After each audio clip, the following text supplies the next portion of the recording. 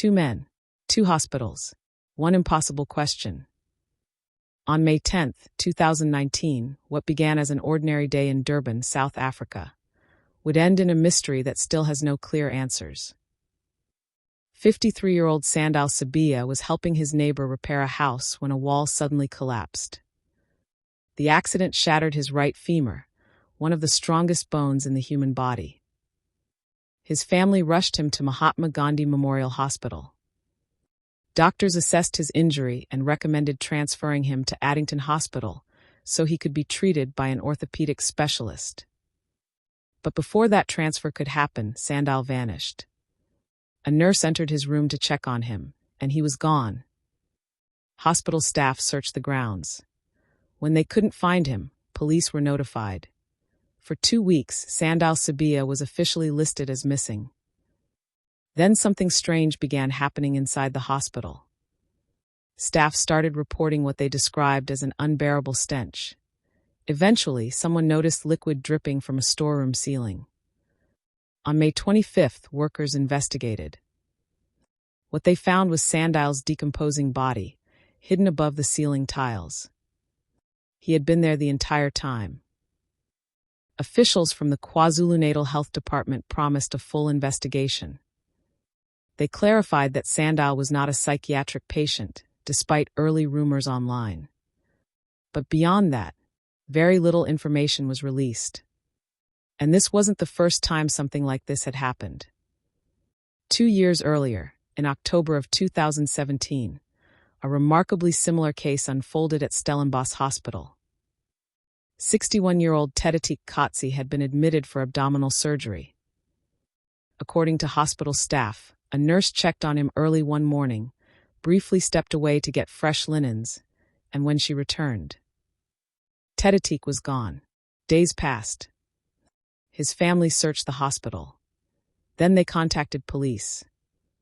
Almost 2 weeks later, during renovation work in an isolated area of the building, contractors made a horrifying discovery.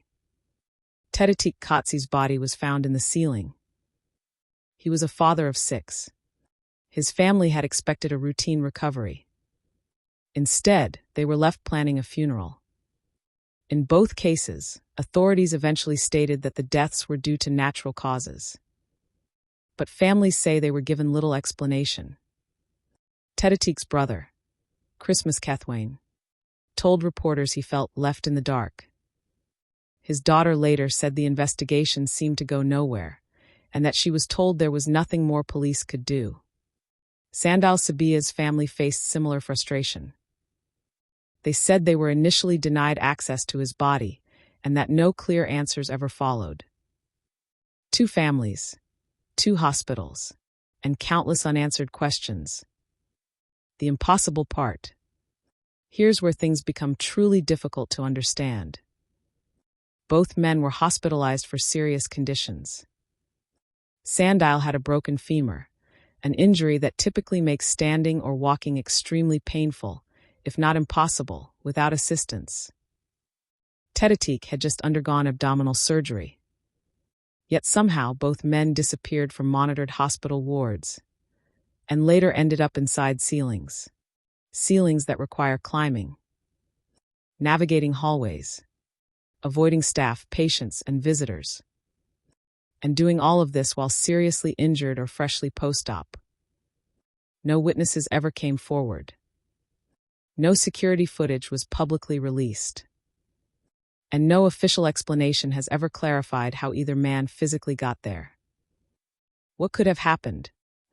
With so little confirmed information, online communities have tried to fill in the gaps.